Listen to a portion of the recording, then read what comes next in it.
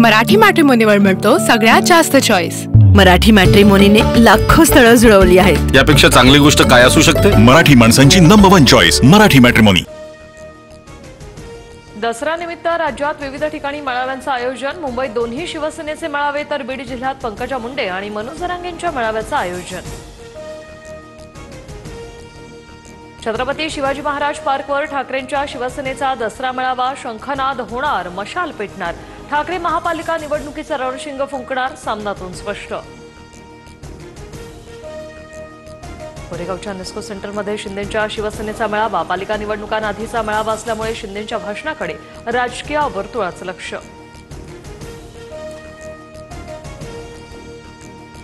दसरा मेळाव्यापूर्वी मनोज जरांगेंची तब्येत बिघडली। संभाजीनगरच्या रुग्णालयात उपचार सुरू। शेतकऱ्यांच्या प्रश्नावर लढण्यासाठी मोठी घोषणा करणार, जरांगेंची माहिती।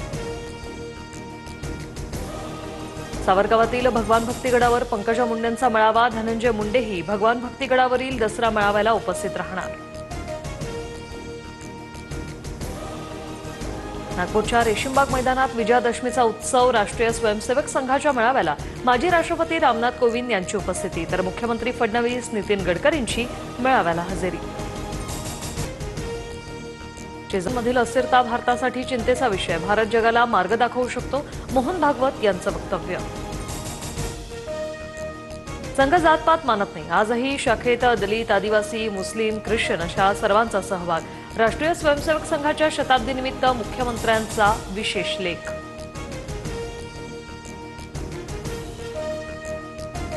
शंभर वर्षाच्या प्रवासादरम्यान संघविरुद्ध कटकारसन रचण्यात आली। संघाला नामशेष करण्याचा प्रयत्न झाला, मात्र प्रत्येक संकटात स्वयंसेवक स्थितप्रज्ञ राहिले। संघाच्या शताब्दीनिमित्त मोदींचा लेख।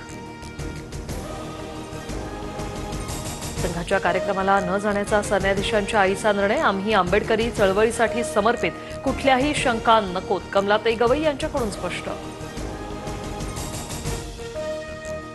आज 69वा धम्मचक्र प्रवर्तन दिन। नागपूरच्या दीक्षाभूमीवर मोठ्या प्रमाणात अनुयायांची गर्दी। माजी राष्ट्रपती रामनाथ कोविंद यांची काल दीक्षाभूमीला भेट।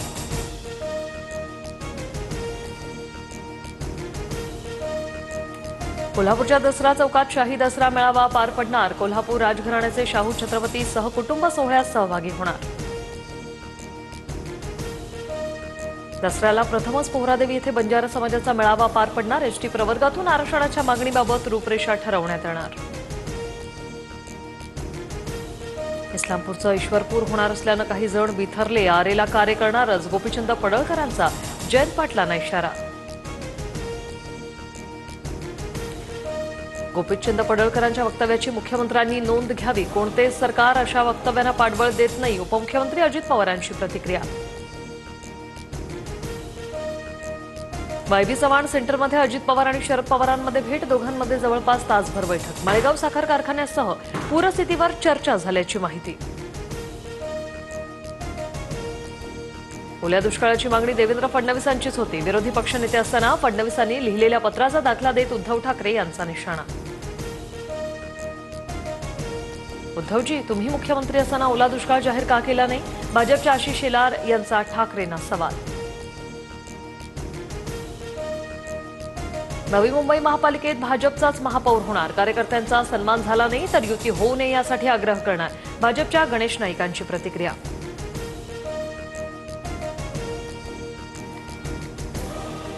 पूजा खडकर प्रकरणात कारवाई सुरू। नियमानुसार शक्य तितकी कठोर कारवाई केली जाणार। यूपीएससीचे अध्यक्ष अजय कुमार यांची माहिती। ठाणे पालिका अतिक्रमण विभाग उपायुक्तांची 5 तास एसीबी चौकशी। लाच घेतल्याचा ठपका। भ्रष्ट अधिकाऱ्यावर कारवाई केल्याप्रकरणी काही नागरिकांकडून एसीबी अधिकाऱ्यावर फुलांचा वर्षाव। एसटीनं घोषणा केलेली दिवाळीची हंगामी भाडेवाढ रद्द। परिवहन मंत्री प्रताप सरनाईक यांची माहिती। उपमुख्यमंत्री शिंदेंच्या निर्देशांनंतर निर्णय। मराठी मॅट्रिमोनीवर मिळतो सगळ्यात जास्त चॉईस। मराठी मॅट्रिमोनीने लाखो स्थळं जुळवली आहेत। यापेक्षा चांगली गोष्ट काय असू शकते? मराठी माणसांची नंबर 1 चॉईस मराठी मॅट्रिमोनी।